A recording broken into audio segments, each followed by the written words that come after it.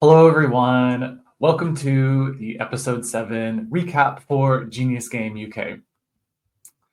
I'm really excited to do the recap for this episode. I thought I was going to be feeling a lot more upset and sad today, but I'm actually feeling really good and happy and positive, which is nice. It's good to be feeling positive things despite getting eliminated in this episode. So I'm really excited to go over some of what happened. I think there was more stuff that was left out or wasn't really shown in this episode than maybe all of the other ones combined. So excited to go over it and break down this episode. Okay, my slides are intense for this one, so I'm going to make my face smaller and the slides bigger so that I can actually read them on my screen. Shout out to my brother who made this Spice World meme. So funny. Definitely had to use this to represent the final five. Right. So still planning to do this reunion filming next week. So I've been taking note of some of the questions in the comments, and I'll put together something for that. So yeah, keep your eyes peeled for this. All right, so jumping into it, going into episode 7, I really was feeling confident again because my confidence was down after Safari Race and after losing the Diamond Dilemma, but winning that death match and coming back, I was like, you know what, I can't lay low anymore. Like I had been laying low ever since Code Breakers and trying to not be too overbearing and too dominant.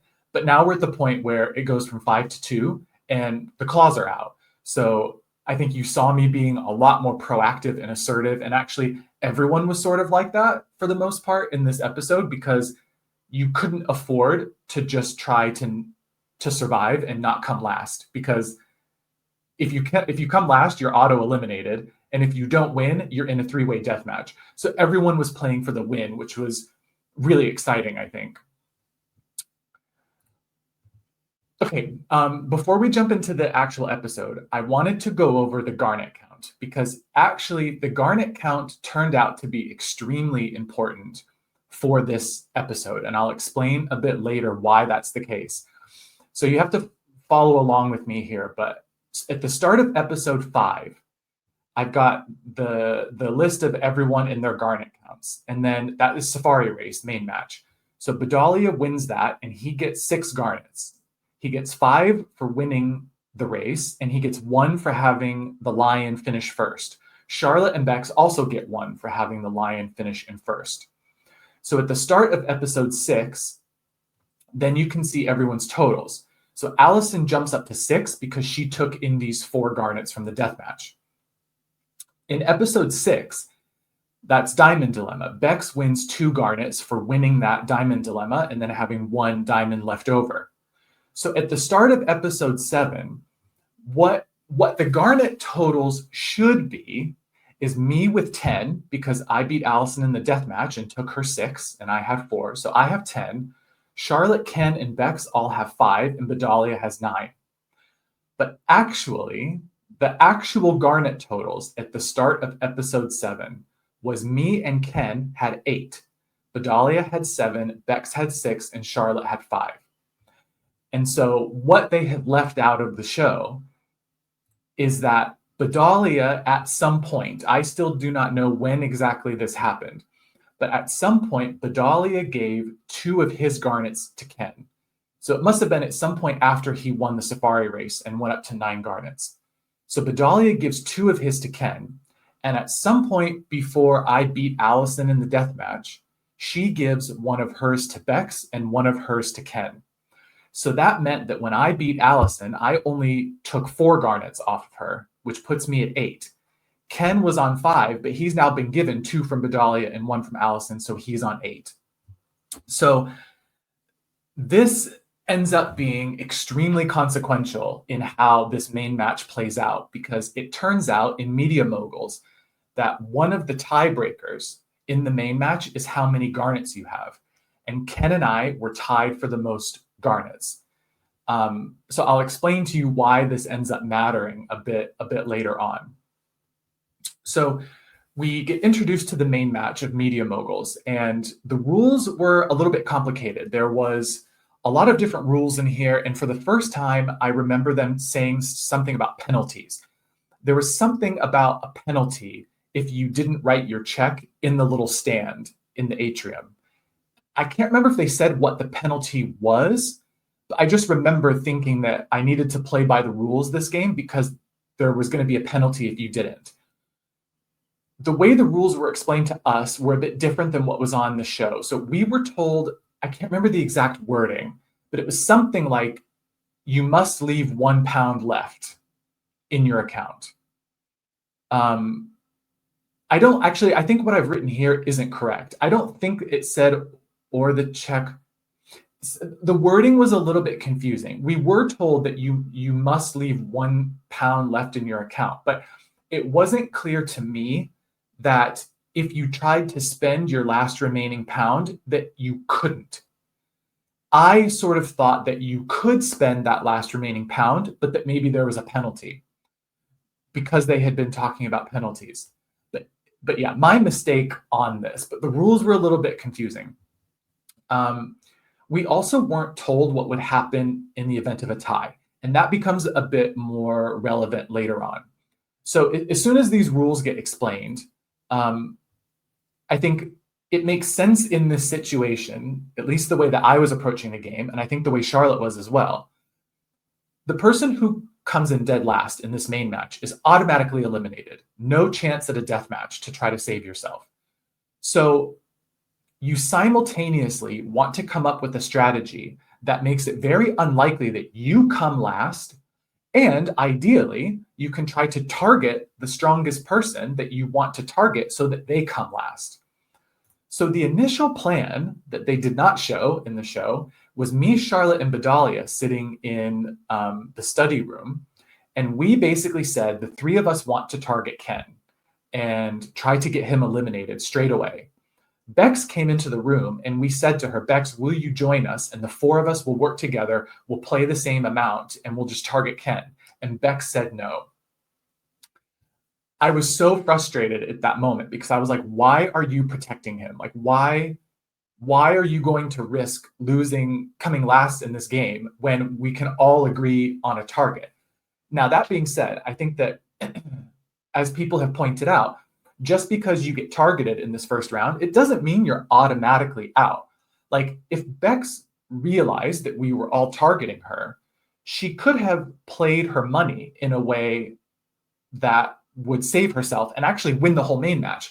For example, if Bex plays £25,000 or like 24,999 in all four of the companies, she actually wins the main match just outright.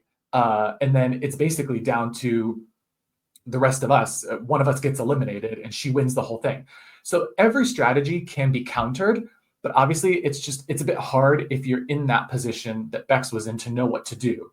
And I think that Ken probably would have had a better chance of trying to figure out what to do if he was in that position, but it still made sense for us to try to target him, I think. So Bex leaves and then Ken walks in. And so me and Charlotte and Bedalia are like, well, we don't want to come last. So if Bex isn't going to help us to target Ken, let's ask Ken if he'll help us target Bex. So we said to Ken, will you team up and the four of us will target Bex? And Ken's like, yeah, I will. So I really liked how that played out. I wish that Bex would have played a bit more for herself. I think she was feeling really bad about what happened to Alice in the episode before, and she was feeling really guilty that was her fault. And I think she was also really scared to go into the death match against us because I think she felt a little bit of like imposter syndrome, which I don't think she should have had. Like, I think that you never know what can happen in these death matches. And Bex was very capable of pulling out a win in a death match. But I think she just lacked a bit of confidence in herself. And I wish that for my sake in the game, as well as just for hers in terms of not having any regrets, I wish she would have played a little bit more for herself in this situation rather than just trying to help Ken. but yeah, so that's the plan we ended up going with. And that was basically to ensure that in that first round, we could knock out Bex, and then we could figure out how to move forward from that point in the game. So you can see that we needed to, I don't think we had enough time for all of us to write our checks on the same stand. So we needed to split up and go to different stands. And initially, Charlotte and I went to the same one, but we trusted each other the most. And so we were like, we need to split up and babysit Ken and Bedalia. So Charlotte ran back and was like, I'm going to look at Ken. Bedalia, you go with Ben. And so that's what we did. But you can see here from the photo that at some point, Charlotte actually left Ken alone at the stand. And Bedalia and I were done with our checks, and we were in the atrium. And so I was like, well, Ken's by himself. Like, this isn't good. Like, maybe he's doing something sneaky. So at the same moment, I walked to Ken to figure out what he was doing. And Bedalia went back to the podium to change one of his checks. And that ended up being a really big move on his part. And to Bedalia's credit, I was really impressed, actually, that he made this play and tried to play for the win and tried to play for himself. Because I've been saying all along that I wished that maybe Bedalia, Bex, and Allison would have played more in their own self-interest rather than just playing to help Ken. But in Bedalia's defense, he did try to go for the win here. So we're putting our checks into the boxes in round one. And the way we did it in round one is that we each put our own checks in the 4 boxes. And I tried to screenshot the exact moment that it happened, but I was looking at Ken putting his checks in and also looking up at the clock that was on the wall in the atrium. And I noticed that the clock hit 0 and Ken had not put one of his checks in the box. And you can, if you go back into the episode and really watch it slowly, you see me watching Ken put his checks in, and I'm sort of looking at the wall, and I realize what has happened, and I look over to Charlotte, and I've just got this like, oh shit, look in my eyes. So immediately when that round was over, they took us to do our confessionals, which they called boxes. And I remember they were asking me questions in my Vox, the way they do, to get me to talk about what was going on in the round. And I just said to them, like, wait a minute, I just need to think about whether I need to say something. Because I was trying to work out in my head whether I needed to say Ken's check got deposited after the time was up. Like, basically, was it going to be in my interest to mention that or not? And what I worked out in that moment was that it was definitely not in my interest to mention this, because if they didn't count that check that Ken put in after the time was out, then Ken was going to have an extra 24,500 pounds compared to me, Charlotte, and Bedalia. And yes, he wouldn't have won like whatever company that was, but he would have so much more money than the rest of us that he could guarantee he would win the other 2 companies, or other 3 companies even, for the whole rest of the game. So basically, the whole game would have been over with after the first round. Bex would have been eliminated, and it was guaranteed that Ken would win. And I think that's probably why they were a bit more liberal with the timer.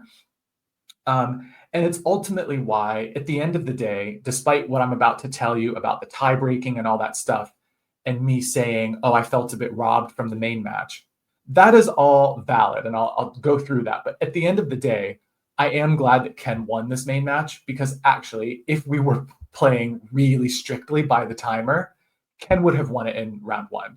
And I remember asking him, and he can correct this if I'm wrong, but I don't think he did it on purpose. I don't think he was purposely holding the check back.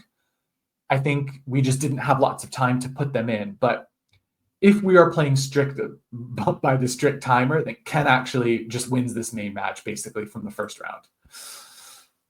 So the results get revealed, and luckily for me, it turns out that the strategy I came up with to ice out the 5th person ends up working, and Bex ends up being locked out of all the companies. So at that point, we know that we're not going to get automatically eliminated. However, Bedalia has made this move of beating us on TV.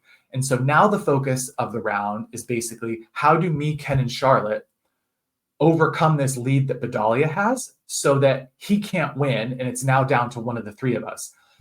And I think some people online are like, why are you playing as a team? Why do you always play as a team?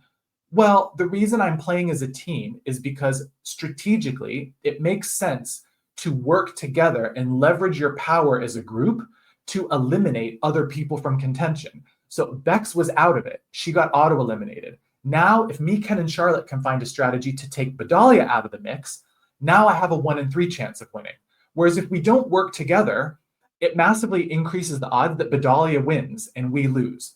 So I don't really understand why people are criticizing that team approach. Like, we weren't going for a team win. We still wanted to win individually, but it gives us the best chance to win individually if we can team up with people so that we eliminate others from contention. So our strategy was to get Bedalia out of the running entirely. We are talking about this plan of basically getting Bedalia to tie us. And I don't think that our intention was to actually tie with Bedalia and go for this group win. What we were trying to do was convince Bedalia to give up TV so that he would tie us. And then we told him that we were going to rip up our TV checks for the rest of the game. We did not have any intention of actually ripping up those TV checks. What we were trying to do here was basically convince Bedalia to go along with this plan to tie us, which then gives us complete control in beating Bedalia, because now he's out of TV and we can still play TV with our checks, and we just beat him at that point. So Charlotte and I weren't actually trying for this group win. We were actually just trying to go for a surefire way to screw Bedalia, basically. Once we realized that he wasn't going to go for that, fair enough. Like, you can't be mad at him for not going with that. Like, he made a play to have an advantage and it worked.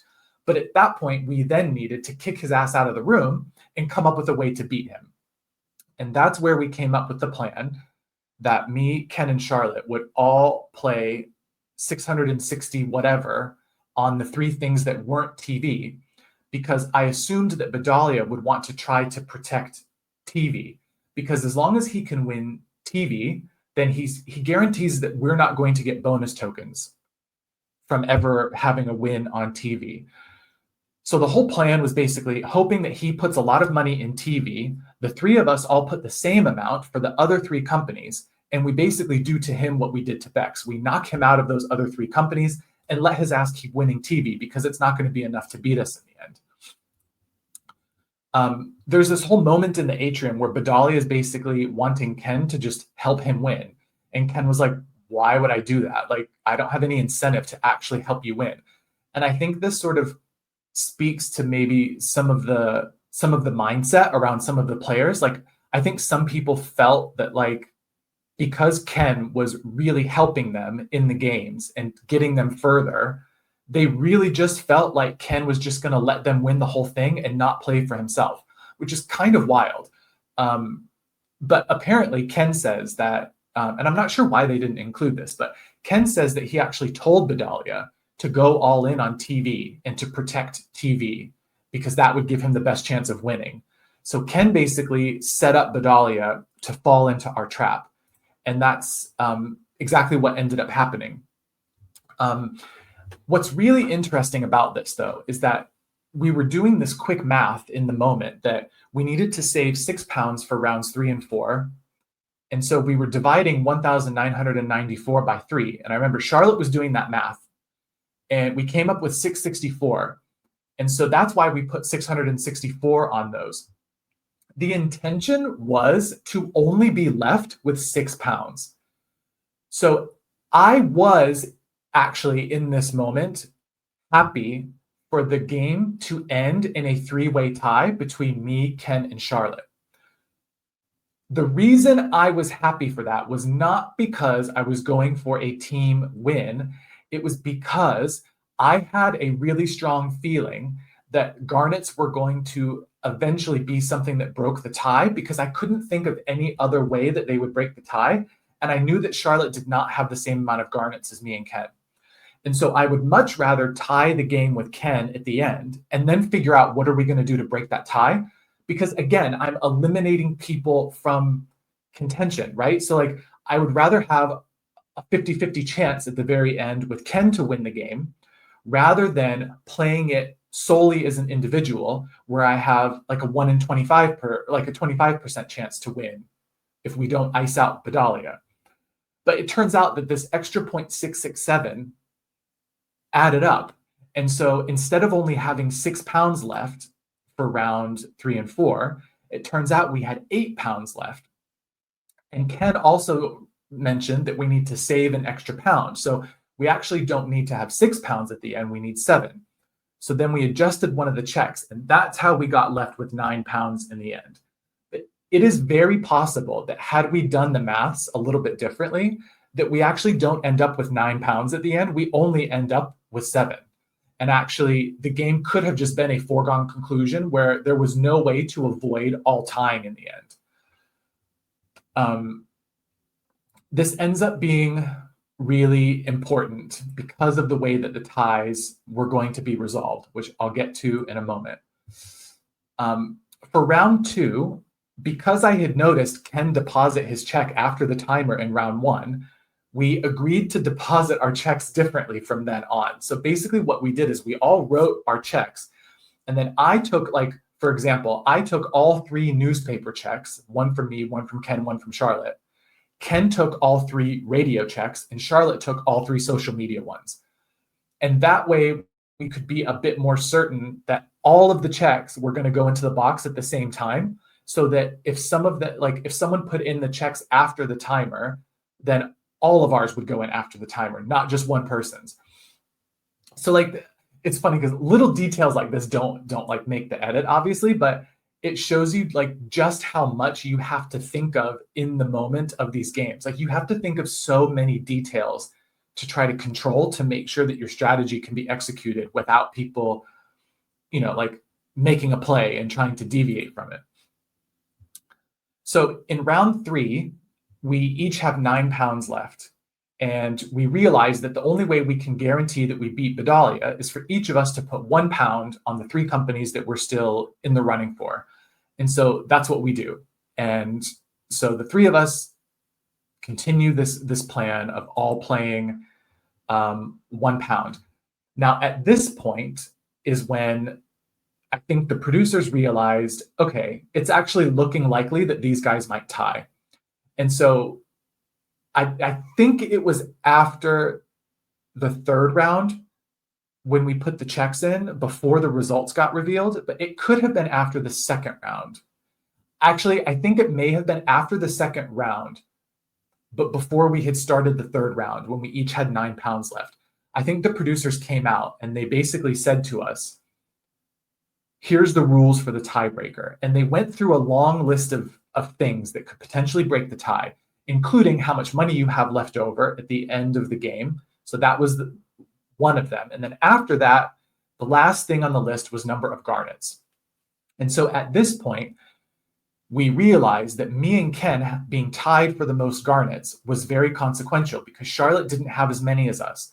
So Charlotte was going to need to win more points than me and Ken in that final round in order for her to win the main match. Because if she ties with either of us, we have more garnets than her and she can't win. It still made sense, though, in that 3rd round for all of us to play 1 pound to guarantee that we beat Bedalia. And so we agreed to do that, and we agreed to go into that final round with 6 pounds each, and then we just play out the final round and we see what happens. The problem is that when the producers came out and told us about these tie-breaking rules, they basically said to us, and I can't remember the exact words, but they basically said, if you tie on everything, which could only be me and Ken because we tied for garnets, then the winner of the game would be determined by drawing a ball out of a bag. Basically, there'd be 1 red and 1 white ball, and whoever draws like the white one, for example, goes to the finals. And they basically said in that moment, we really want to avoid having a tie. Like, we don't want this to end in a tie. So please play this game in the final round. Like, please play it to win individually and not to tie. So in that final round, Ken does his move with just writing his check openly for social media and showing it to us.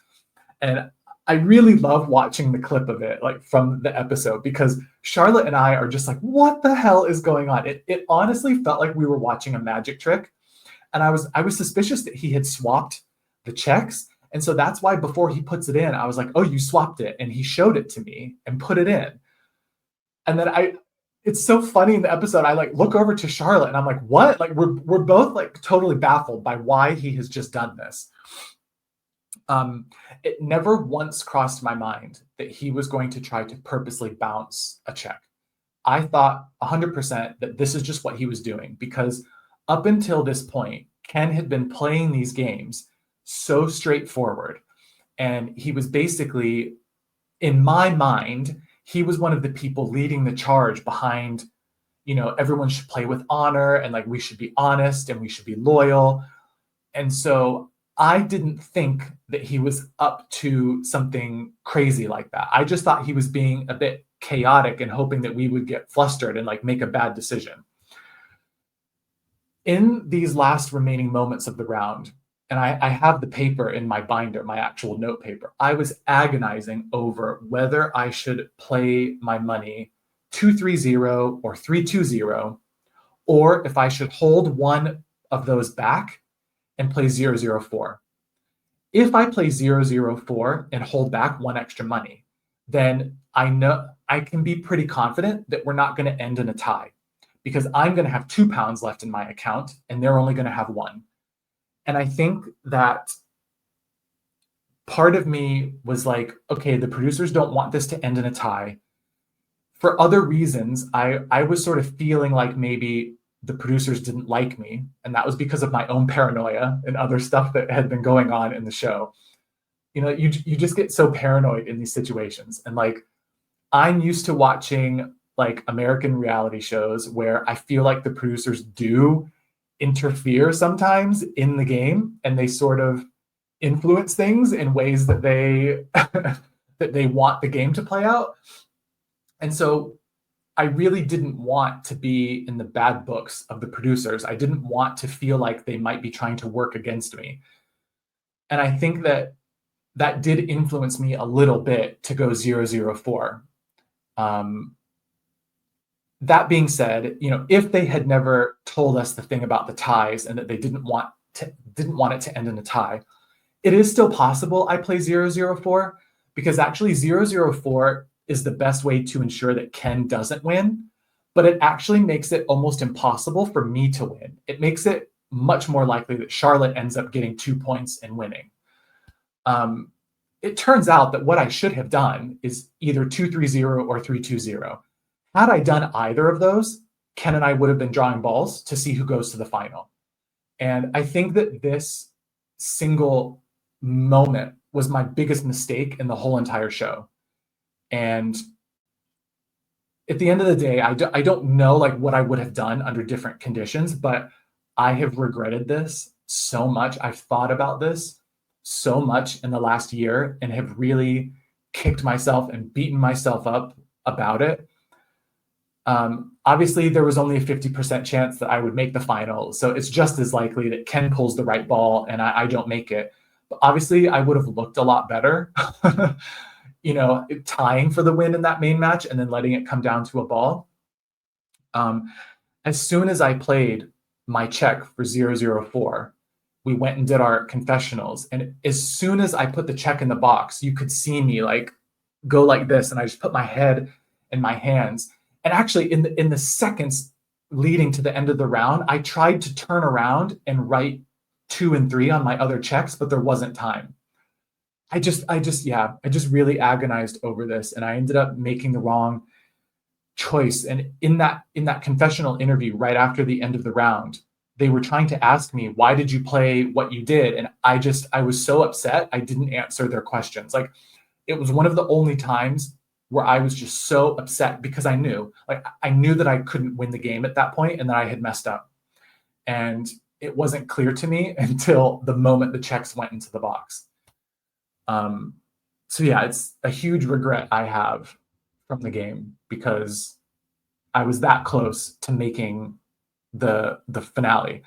And so that is one of the reasons why I say later on, I want to win this death match because I felt robbed in the main match.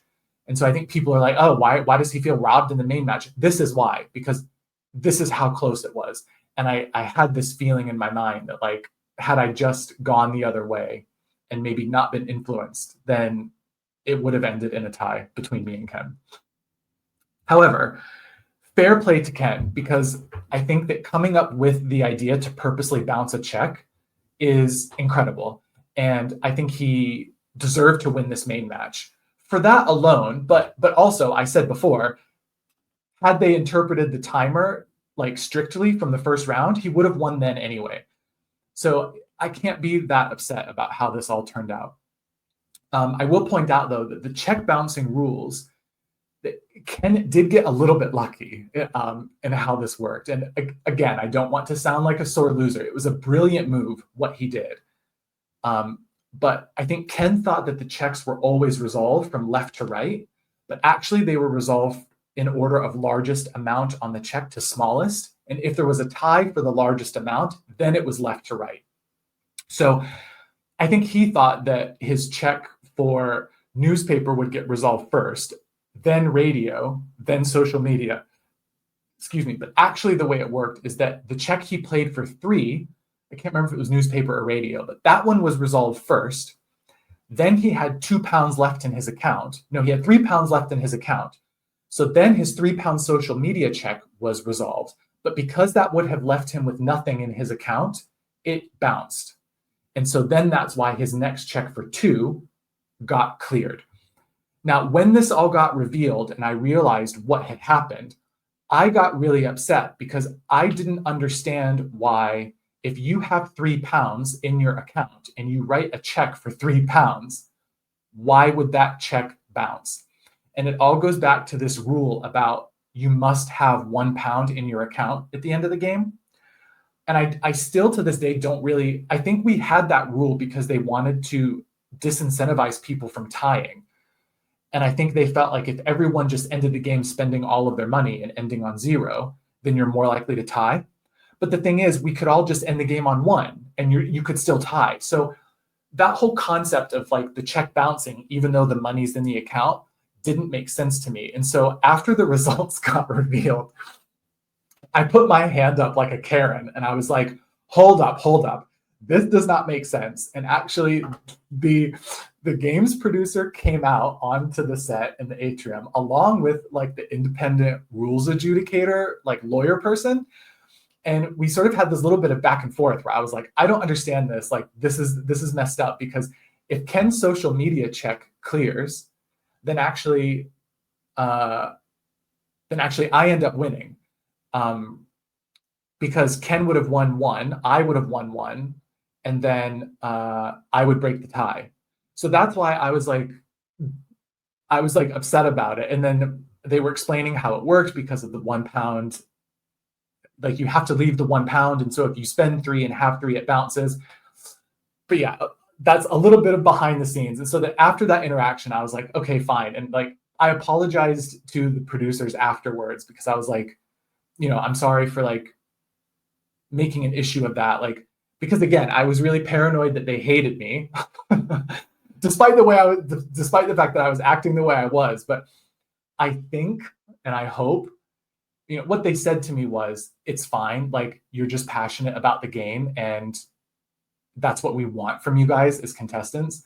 And I hope that that's what they meant. And I hope that they weren't like mad at me or holding a grudge against me. The messed up thing about it all is, like, even now to this day, I still really want the producers and everyone who made the show to like me and like want to work with me again. You know what I mean? Like, I don't want them to have a bad perception of me and working with me, even though I think I was like probably harder to work with than the other contestants, just because I was so invested. Like, I wanted to win so bad, and I was playing with everything. Like, I was playing with everything I had. But yeah, in the end, it was an excellent move by Ken. Just even thinking about trying to bounce a check was honestly the most genius-like move in the whole series. And I think I'm glad we ended up getting that moment. And I think he was a very deserving winner of this main match. And it's just unfortunate that I came second in the main match, where there's no difference coming second or fourth. Like, you're going to the death match anyway. Okay, so they introduced this dice dilemma death match. And right, so I say, like, I felt robbed from the main match. I felt like I had put myself in a winning position in that main match, right? Like, if I assigned my money differently in that very last round, the way I was leaning towards, then actually Ken and I are drawing balls and there's a 50% chance I'm through. And I think the other reason I felt like I had put myself in the winning position is because it was my strategy that got Bex out and that got Bedalia out. And obviously Ken helped by trying to convince Bedalia to basically fall for the trap. But in the previous games, I wasn't really dictating the strategy because I was falling back a little bit and trying to blend in. But this game, I was out for blood. Like, it was Zombie Game Codenames or Codebreakers Ben from episodes 2 and 3. So yeah, I was a bit sad that my strategy had come that close, but didn't really pay off for me in the end.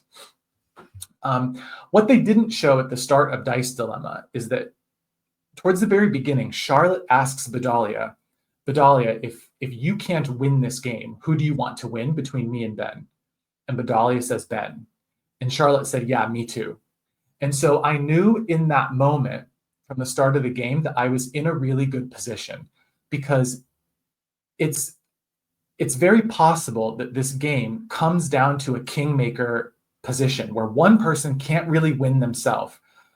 However, they can choose between the other two people who wins and who loses. So being in the position where both of the other players would rather you win is exactly where you want to be. And that is precisely why Charlotte got extremely nervous. And she knew that she had to do something to shake up that dynamic. And she knew she wasn't going to break me. And so she had to try to target Bedalia and basically try to get in his head and confuse him and turn him against me. Because if both of us were sort of working against her, then she didn't really have much of a chance. I remember sitting there watching all of this happen and being really unsure what the best way to handle it was. Because I felt like if I was being too vocal and sort of arguing with Charlotte, then it only makes it look to Bedalia like what she's saying is true, right? So if Charlotte is like, oh, you're just playing to help Ben win, and I'm like, no, he's not, it just kind of makes it look like what she's saying is true. And also, as long as Bedalia still wants me to win in the end more than Charlotte, that's still good for me. So it doesn't really pay for me to try to speak up and change the status quo until I feel like the status quo has changed. Because otherwise, I could just speak up and change the status quo in a way that doesn't help me.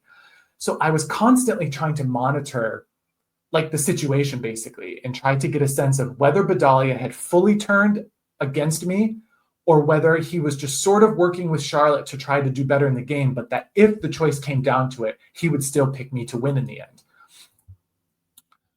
This game, I remember I was so frustrated because I'm not saying I played perfectly. Like, I definitely did not play this perfectly at all.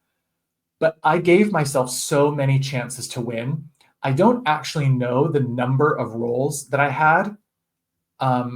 I could probably go back and count, but I was a little bit triggered this morning and didn't really want to do all that. But basically, every roll where I only had the 8 left to light up, I had an 8.33% chance of just rolling a natural 8. And I know that I had a lot of rolls where all I needed was a natural 8 to win the game. And I couldn't do it.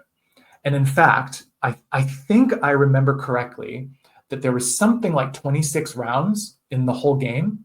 And I don't remember rolling a 5 on either of my dice, except for 3 or 4 times in the whole entire game. So you could see throughout the game, I was never rolling high numbers naturally. And so I felt like I was just getting so unlucky with the rolls. So it was really frustrating.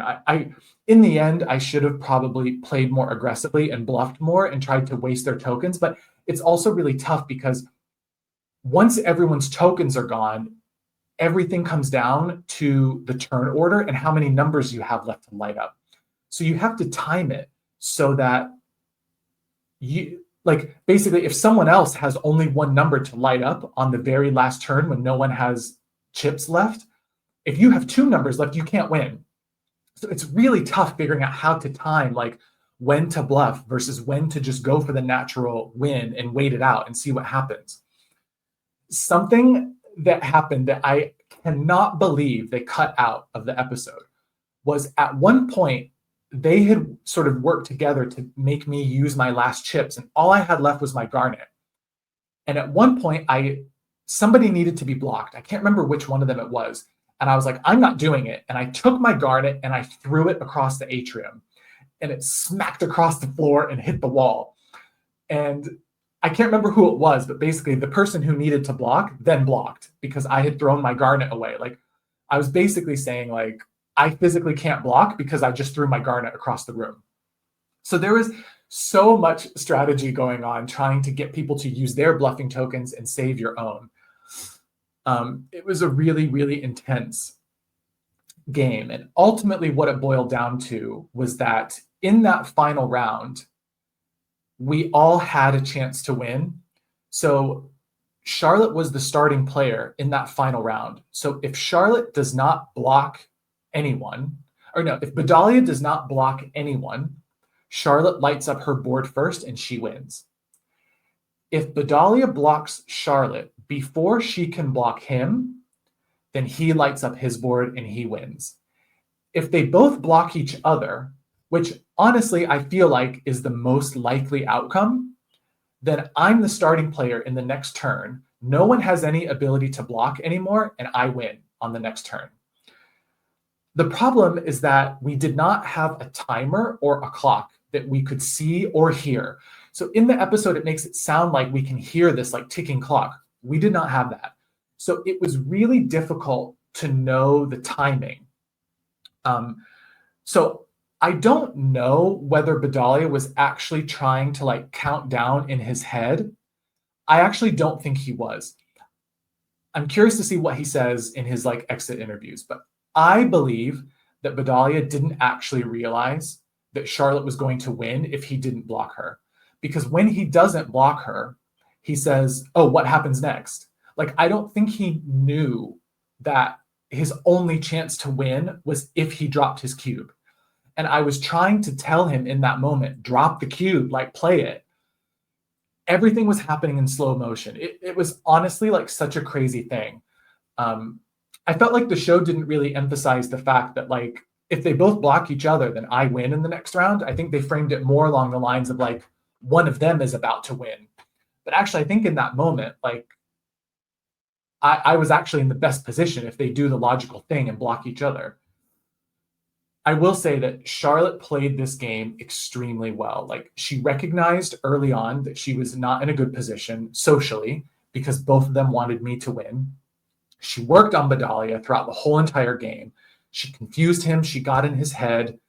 And in that last moment, she also got in his head and she was like, I won't play it if you won't play it. Like, she just had him scrambled. And I think he was already confused about the rules of the game. And ultimately, that's what it came down to.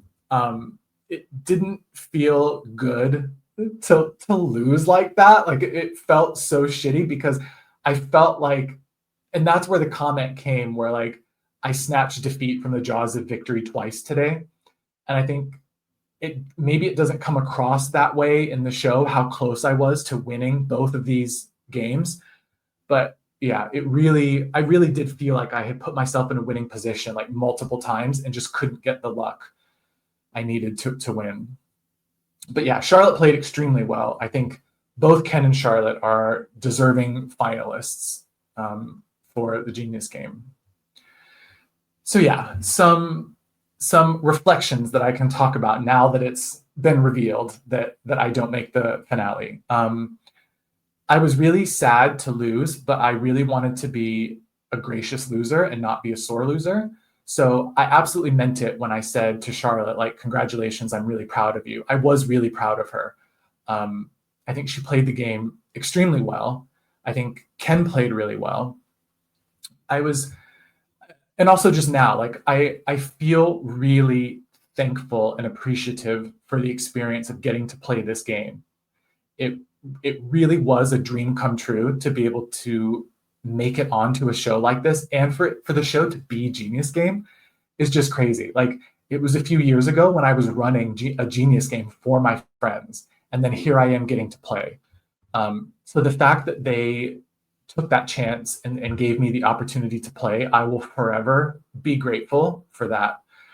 And I also want to say that every single person involved with the making of this show was wonderful, was amazing.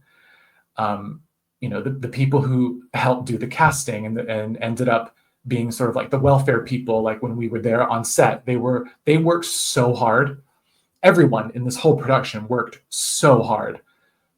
It was just really kind, and they were always trying to look out for us. I feel like the game was, for the most part, like really fair. Like, there were a number of times where I felt like the show could have actually been a little bit better had the producer sort of nudged people in different directions, and they really didn't.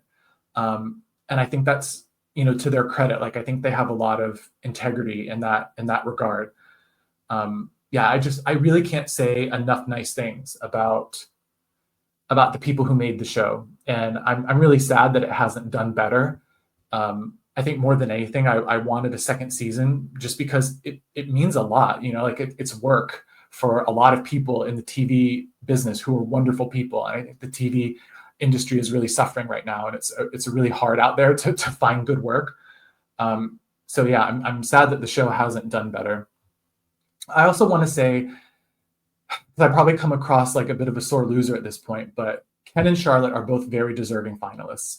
And I think that I can simultaneously feel that I would have also been a deserving finalist, but I also think that they are as well. And I think that all of that is true. Like, I think they both played the game really well. But that being said, it was really hard to lose and to make it as far as I did and to play as hard as I did and then to come short at the very last moment. Like the few months after we finished filming, it was really hard, actually. Every day, I was just constantly going back and thinking about different things. Like, you could have done this differently. Like, you could have done this. And thinking about things I said and did and how it was going to be portrayed and how it was going to be received. So I had regrets about how disliked I was going to be, but also regrets over not playing the game better. Like, I felt like I didn't succeed. Basically, I felt like I didn't succeed in either of my goals to win the game and be sort of like a compelling character, I guess. Like, I kind of wanted to be both of those things. Like, I wanted to win the game, but I also didn't want to be super quiet and reserved and under the radar. Like, I did want to just put myself out there and like be a compelling character. And I felt like I could have done better on both of those things. So I just felt like a double loser, basically. Yeah, and it was hard. Like, I gained like 20 pounds after we finished filming because I was just, comfort eating and like trying to deal with the situation. It was really hard not being able to talk about it to many people. Like, my partner was sort of the only person who really knew like how I had finished. And at a certain point, I think he was fed up hearing about the show. But yeah, I think I learned a lot of things from this experience. And I think for me, like, growing up as a gay kid in a really conservative and religious environment, like, I had the message growing up that, gay people go to hell and that basically I didn't deserve to go to heaven. Like, there was something wrong about me and who I was that was so bad that I deserved to be in hell. And so I think the one area in my life from a young age where I derived any kind of like self-confidence was in school, because it was the one thing that I was sort of good at. And so I think growing up, I sort of connected this notion that my worth as a human was connected to my intelligence and my ability to be smart. And so I think even as an adult, I have this feeling that if I lose a game or something that requires being intelligent, it makes me a bad person or an undeserving person, like an immoral person. And I think it's a really terrible way to feel about yourself, because the truth is, of course, you can be a very good person or a very bad person. That has nothing to do with whether you win games. But I think that makes it harder for me to lose, because I feel like a bad person when I lose games. So I think this experience has taught me a lot. And ultimately, I think I've learned more from losing than I ever would have from winning, because I have felt like a loser for a lot of the past year and have had to really confront what that means, and realize that like winning or losing Genius Game does not change who I am as a person and whether I am a good person or a bad person. I've also learned from this experience that I'm way too sensitive and insecure. So I think I have a really bad combination of personality traits where I'm super expressive and direct and confrontational and sort of start shit with people. But then the minute it comes back to me, I can't take it. So I think I do have a certain amount of like, I can dish it, but I can't take it. And I want everyone to like me. I want everyone to respect me. But I don't think that's a good way to live your life, because you're never going to please everyone, especially if you have a personality like mine, where you come on a bit strong sometimes. So I've learned to try not to care so much about what other people think, and that's been really hard. Like when you're in the public eye playing these things, and people have all these opinions of who you are. I've also learned that I don't have to argue with everyone who disagrees with me. It's okay for people to disagree. That doesn't make them right or wrong. I need to be more confident and secure in who I am as a person.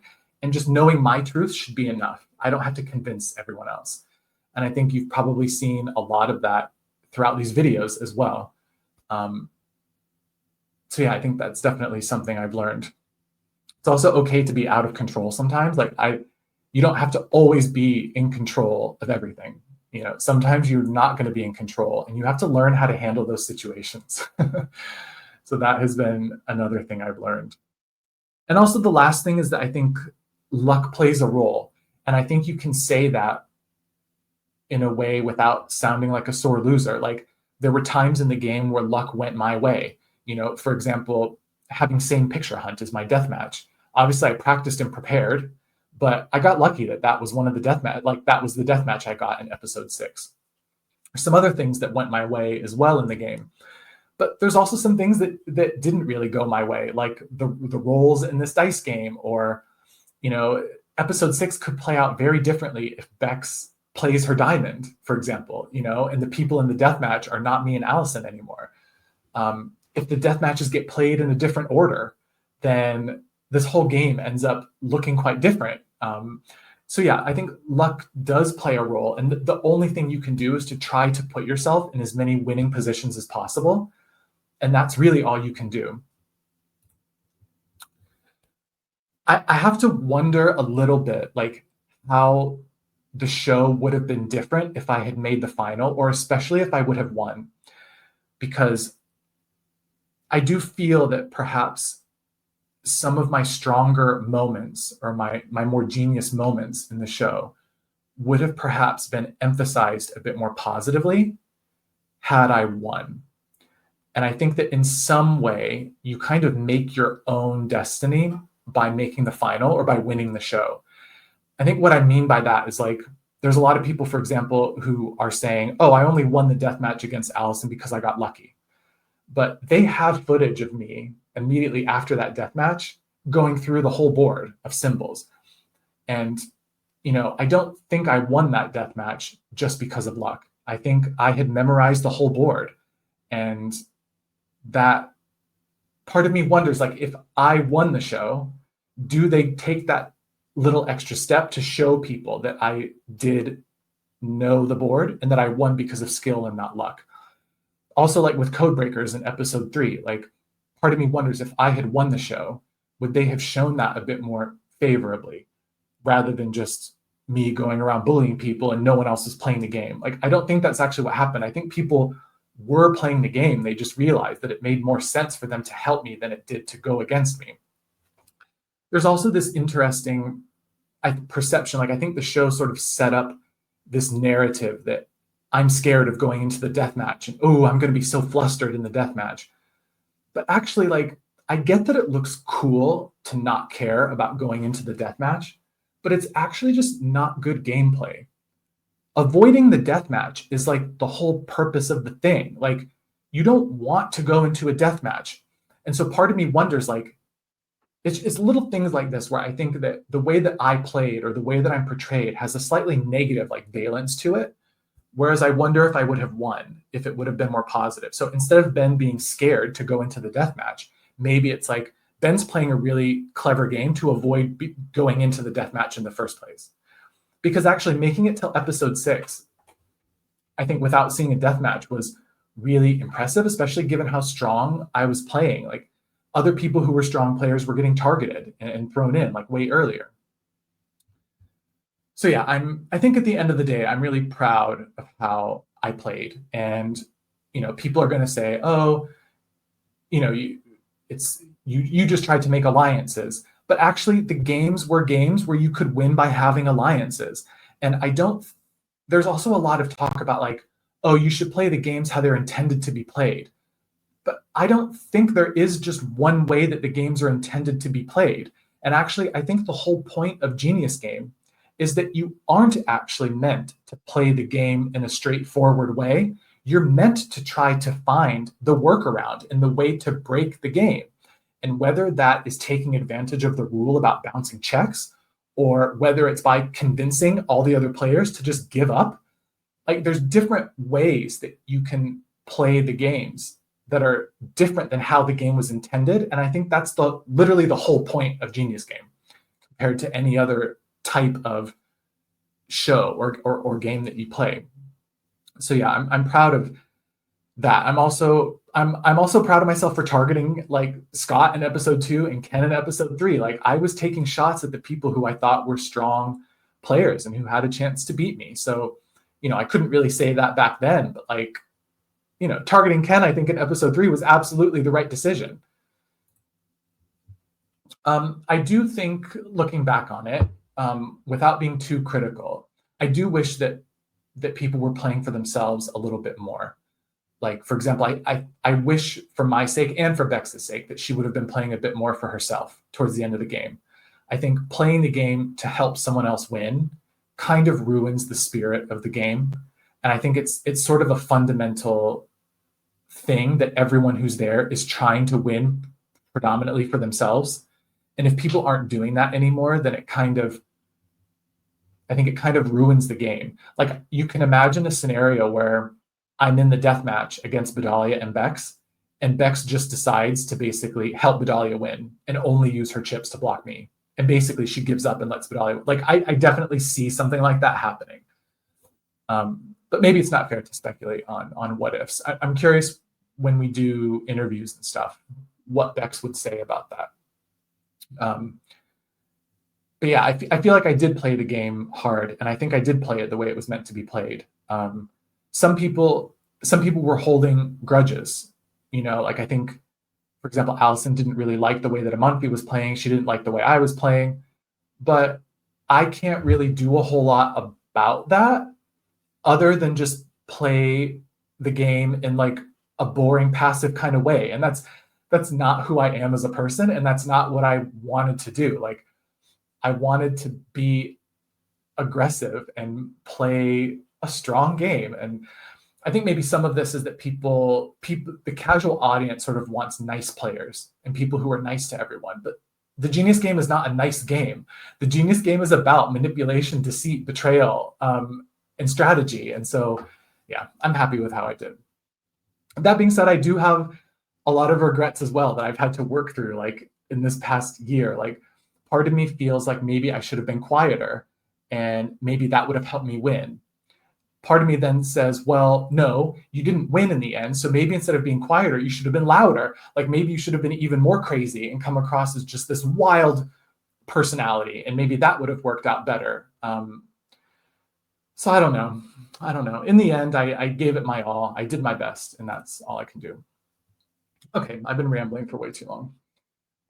So what's next? In a couple of weeks, I'm going to be on a live reality game. So it's called LRGs. So basically people like me, and probably like many of you who are big fans of these competitive reality shows, basically get together in real life and you play games like this. So last summer, I went to Louisiana and I competed in a game called Greenhouse. So that is coming out soon, Greenhouse Season 8 on YouTube, and that's on Taylor Luke's YouTube channel. He's actually got loads of videos on there. It's insane how many seasons of different reality shows he's got on there. So he basically gets friends and his family to play games of Survivor, Big Brother. There's 2 seasons of The Genius on there, his like homemade Genius seasons. I would highly recommend going to check that out. And yeah, excited to get back to my normal life. I'm really thankful for this experience, and also everyone that I got to meet playing the Genius game. I think everyone on the cast has been really kind to me outside of the game. Like even people who didn't really like me in the game. Like there have been times where Allison has really been there for me. There's been times where Bex has really been supportive and has been there for me. And same with Bedalia. Like it's just such a really lovely group of people. And even Ken, who I think probably didn't like me that much didn't enjoy playing games with me that much in the game, really just gave me a chance to get to know me in real life. And, I feel like he's a close friend now. So yeah, I wasn't expecting friendships to be something I gained from this experience, but it is probably one of the most important things that I took away from it. And that's been really nice. Okay, no pyramid this episode, but I am going to give out the Kim Kyung-gun queen of the episode. And I'm going to give it to both of our finalists, Ken and Charlotte. So Ken obviously came up with this incredible move to bounce the check, and he deserved his win for the main match. And Charlotte just completely mind-fucked Bedalia and deserved to win the death match. So both of them, I think, are really deserving finalists. And even though I would have loved to go up against one of them in the finals, I'm excited to see how it plays out with both of them next week. So yeah, next week is the finale. I'll probably do a quick recap of the finale. There's a couple of things that happened when we filmed the finale that were funny and interesting, and I'll share those with you guys. Yeah, and then the other main video left will be the reunion with all the different castmates. So yeah, I hope you guys have enjoyed the show.